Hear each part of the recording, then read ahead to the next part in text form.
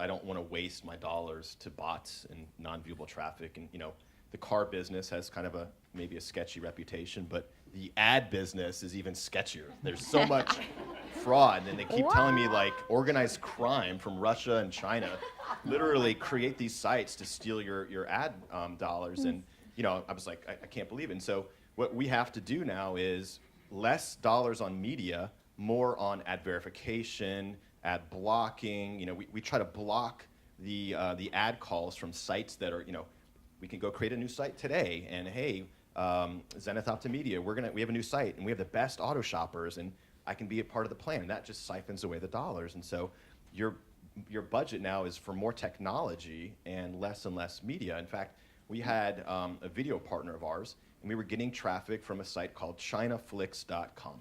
And I go, that is not legitimate traffic. I don't care. And so you have to use proxies on the back end. Like to your point, we have a regional website. We have cars and incentives. Like, you should not be staying there more than 2 times, 3 times at the most. And so we look at it on a weekly basis, and we say, if you've come to our site 10 times or more in the last week, you are fraud. And so we're monitoring that. We're going back to our partners and saying, this is garbage. And so one of the things that we recommend is you go into the market, and your partners, you have to be taking ad verification tags and ad blocking tags. We have to have double click tags on. And that's where YouTube really got in trouble, is because they're kind of that walled garden. They're putting content, to your point, on not brand safe content, and nobody could see it. And so now they're having to say, oh, mea culpa, we messed up. We'll take your ad verification content. But the problem is that it's a cat and mouse game. They're only as good as the blockers as catching the mouse catching, or the cat catching the mouse, and they're always going to stay ahead. So you're only as good as your partners. That's a good point. Fraud exists, right, because we can't identify who that person is. And so if on a data spectrum, I guess, if we were able to identify the user, then fraud wouldn't exist. So I think it's just being better at identifying who everyone is who's coming to the site. And there are definitely ways to go about doing that. I mean, on the programmatic side, we just launched, this is gonna sound so nerdy, ads.text. It's like basically a line of code that basically says anyone that's buying or in the open market on programmatic, saying that their seat is authentic.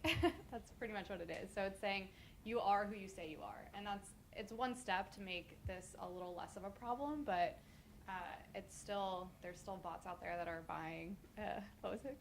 Clicks Asia? China. Oh. Just we see that all the time. You pull your Google Analytics logs or DFP, and you're like, who is this? But I think also on the ad blocking side, I think there's different approaches to that as well. It's it's cutting into ad dollars because people they're sick of seeing ads, which I work in advertising, and I pay for Hulu with no ads. I don't know, you become blind to ads, right? So I think in the Hispanic market, I've learned that not as many people are using ad blocking technologies, but when I was at Forbes, it was a huge problem, and it was cutting into our ad dollars. And so we kind of picked this strategy where when you went to the Forbes website, there was this ad called the welcome ad. I'm sure I don't know, has everyone seen that with the quote of the day? Yeah, it's always a topic of discussion. But we basically identified by using data that anyone that was coming to the website with ad blocking, we would serve them a message that said, this is an ad blocking, or we've detected ad blocking. If you want an ad light experience, please disable your ad blocking, and we'll give you a much friendlier user experience. And we saw a lot of success with that because we were able to bucket those people into different data sets, and then kind of serve them lighter ads so that their page loaded faster, used less data on mobile, which it makes everyone happier in the long run. So there's different ways to approach it. It's a three-way street, right? So first, working at Forbes, right, or you go to CNN, you go to New York Times, Wall Street Journal, USA Today, a lot of the publishers have said, okay, we have to create a better experience, right? We have to have our page loads quicker, all these things. Content, goes back to content. If you provide great quality content, consumers won't block it. If you provide a great ad that is relevant to your consumer, they won't block it. 5 out of 10, 9 out of 10, whatever the stats are. And so that goes back to publishers working with their clients going, hey, look, you guys stop doing these banners, stop doing these click here, flash stuff, create real content create real ads that consumers want, right, that consumers want to engage with. They won't block it, right? So it's a two-way street, right? You get what you pay for. Like I said, it's a commodity, right? If you're paying cheap, you're going to get cheap stuff. That's Also, Latinos, we love ads. We love to watch ads. As a kid, we got together with our family, and we were looking forward to that ad, that it was funny and was creative. Right. And we remember forever. So we love listening to it and watching ads. That's right. true. So, yeah. So we only have 15 minutes left, so I'm kind of going to switch around a little bit so that maybe people will have time to ask a few questions. But something that I think is important is that multicultural targeting is definitely challenging out in the open market. Could you perhaps talk about the strengths and weaknesses of cultural data profiles using third parties, just so everyone's kind of aware? Yeah, so I think I mentioned earlier, the Hispanic data that is in the marketplace for third-party data available through a DMP for anyone to purchase is really not authentic, and it is the tortilla chip buyers and salsa buyers, and that just doesn't make someone Hispanic, right? That doesn't, we learned in the presentation earlier, just it's not, we are polycultural, but that doesn't make us who Hispanic just for buying chips. So I think what makes it unique is having being our first party data and making that authentic, and really just using that in any digital buy. And that's basically identifying someone that comes to the site and seeing that they've read 5 Deportes articles in the past 30 days, or watched 3 videos or something like that. And so we're able to bucket everyone into more authentic data segments based on the content that they're reading. So we can find, the fashionista who keeps coming and reading all of those articles or watching those videos and whatnot. And we can tap into that to help build a better profile and help target your campaigns better. And we can also use that when we try and do audience extension. So, Univision is one platform, but we're able to then, find those same users elsewhere to extend your buy and find them and make it a much more successful campaign. And I think what's even cooler is that with the acquisition of FMG, the Fusion Media Group, which is all the English language sites, it's Gawker, The Onion, Root, Clickhole, Jezebel, all of those. We're able to share data across through our DMP and finding those Hispanic users on those sites, because as we said, we are a bilingual culture, and so finding them and delivering that advertising on other platforms is more holistic. Great. I think where we struggle is on scale.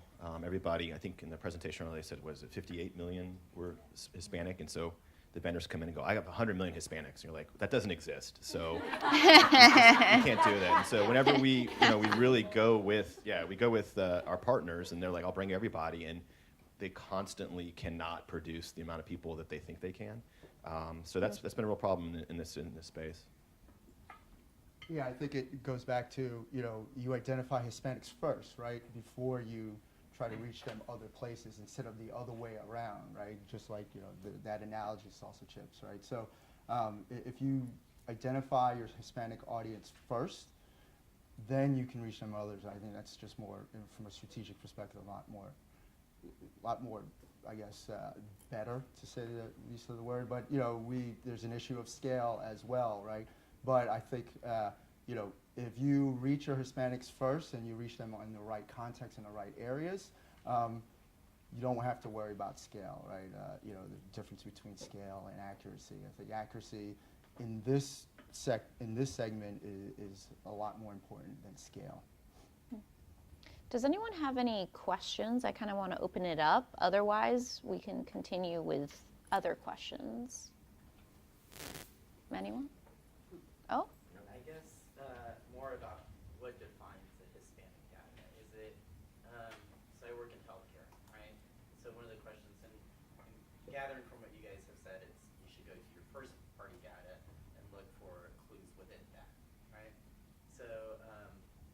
healthcare, we ask, we have our huge database of members, right? And one of the questions we ask is language, right? Besides language, do you have any other data points that you would kind of recommend that define Hispanic? That's a good question. I'm just going to kind of summarize and repeat it for the video. But basically, how are you able to identify Hispanics other than language via first-party data? So I cheat. I have a lead form on my Spanish site that is a different code, and so when you submit your form, even though the form may be mostly English, I can identify you as someone who filled out the form in Spanish. I can go back and kind of append that to your profile, and then I can use some third-party data to try to get that, but I kind of cheat on it. So honest. Yeah. Yeah.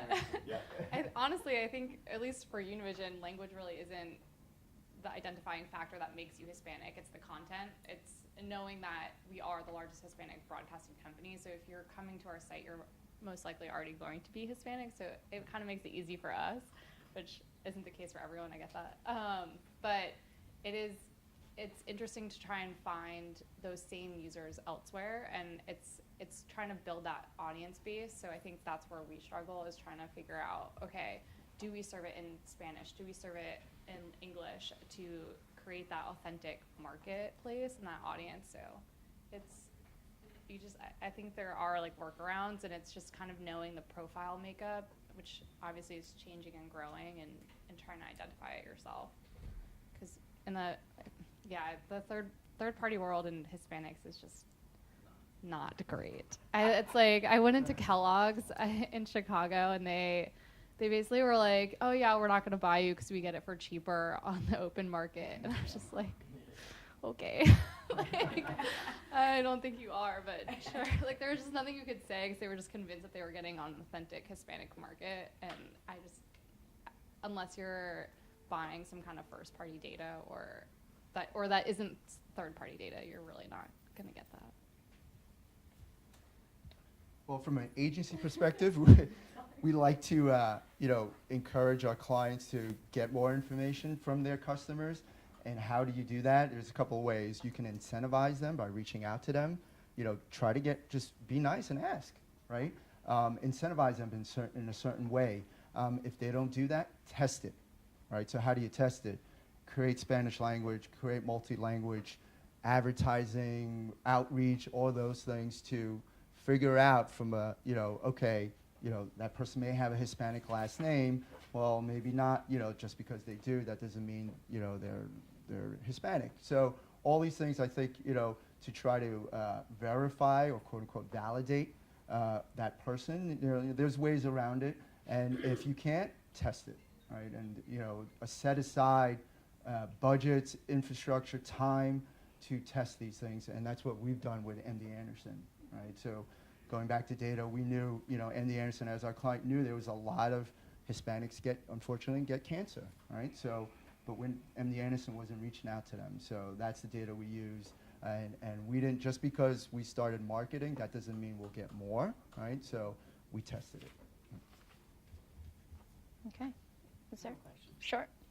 And this question is for the four of you. How do you, the world is changing so quickly, and the digital space is also. So how do you keep up with all the changes? I mean, because every minute there's a new product that's coming out. And I mean, how do you look at it? How do you vet it? How do you understand what's happening with all the changes? A lot of reading, Okay, a lot of dedication to reading where the industry is, all these new vendors. Like I said before, a lot of these new vendors, it's because the industry has been commoditized, right? So, and then I get, from an agency, every day, 5-10 emails and calls from partners, from ad tech companies. And the first question I ask, if they happen to get me on the phone or through an email, is what makes you different? What makes you differentiate from everyone else? Because if you really think about it, is multiple DSPs, multiple DMPs, it's all the same people, right? There's 53 million Hispanics.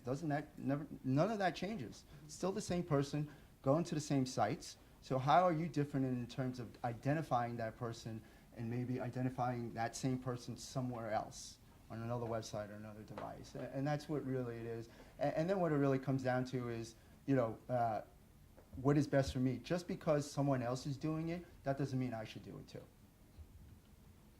Yeah, I'm going to give a shout out to the agency partners that we work with. I think, they've got people who are on this, looking at that space every day. I can't keep up. And, we get hounded with calls every day. And I think a tip for the vendors out there, the ones who call and say, what keeps you up at night? What problems can I solve? Instead of just starting saying, hey, I've got school bus site advertising, you have to advertise. That doesn't work. So being able to kind of listen to what the client needs are really works. Yeah, I think from the publisher side, I think a lot of the vendor relationships get pushed from the agency side. So it's, an agency wants to work with this partner, and they're not going to give you your business if you don't do it, basically. So I think it's that, but like you said, a lot of reading. And I think it's also just using your network and your relationships with people. So it's, I have friends that are also in like the data space, and it's just constantly having conversations like, have you heard of this vendor? What do you think about them? Have you taken a chance on them? And so it's working with people that you know and trust, because I think at the end of the day, no matter what, it's always comes down to relationships, and that's what's going to get a vendor through the door and whatnot. So that's what I would say. I was going to say my answer is pretty similar in just subscribing. I especially love eMarketer. That's a wealth of information as far as the latest trends between all the different ethnic groups, digital, Hispanic. And another thing is joining industry groups. Like I'm part of DFWMA, which is the DFW Interactive Marketing Group. So they host a lot of things like this, panels, and you can just learn a lot more information about the digital media industry. That would be HEMA for the locals here. Oh, HEMA. HEMA, if they have it. Houston Interactive Marketing System. All right. For those of you, yes, that want to join. It's a great organization. Any other quick questions? There's only a few minutes left. I just have a quick question. Sure. I'm in education research space, and we are doing a project right now that's we're kind of trying to figure out exactly how to track conversions. I think that's something we've kind of spoken a little bit about. Oh, that's not a quick question. Conversion tracking is, we could do a whole session on that, I'm sure. Yes. But ours is a little abstract, so we're not tracking the actual selling of a car or accessing healthcare. It's more just someone gaining insight or knowledge. So if it's a more abstract thing, I don't know if you've had experience with tracking things like that. Like a white paper download or something? Yeah, well, or more if somebody feels I learned more about this by accessing this pamphlet that you gave me. Well, your space to work, yeah. So how did they learn, right? So they had to consume and read the content on your site. So unless they are a speed reader, right? So then you look at how much time did they spend on my site? Did that person go to other parts of my site? So I think those you can use as quote unquote proxies as a conversion, as a success, to track and saying, okay, if people come to my site, they're spending a decent amount of time over the average, right? They're going to other parts of my site, they've clicked here, they clicked there. You can use that as a proxy, right? And then the idea is, go back to test it, remarket to that person, right? With another ad, with some other kind of content, right? If they come back, serve them something else, or serve them another article that's related to the article that they consumed already. Yeah, and you can set up a goal in Google Analytics for that page, right? If your goal is to get them to that page and make them do something, set that up. And then, not that I'm a huge fan of user quizzes and tests, but you can always do a one-question test after, and did you learn? Helpful, or maybe that's kind of what we're thinking about. Okay. Yeah, I mean, those are my two. There's things you could do in Google Analytics, just kind of measure how people are how people are reading it and how much time they're spending on those pages. You could probably also do that with Moat or anything like that. But and a survey. I mean, it's really knowledge is such a hard thing to measure on digital. But yeah, if you serve the people who downloaded a white paper or read a certain article a question and they'd answered it, that maybe you could gather information that way. All right, great. So that's the end of our session. If you would give everyone a round of applause, they were wonderful. Thank you, thank you. So the next thing is we're going to be heading back upstairs to the 3rd floor to the Euphoria Lounge for the social media panel. It's the Euphoria Lounge, sponsored by Toyota. That's right. That's right. I gotta get my mentions in. You gotta. It's true. It's all about marketing. It is.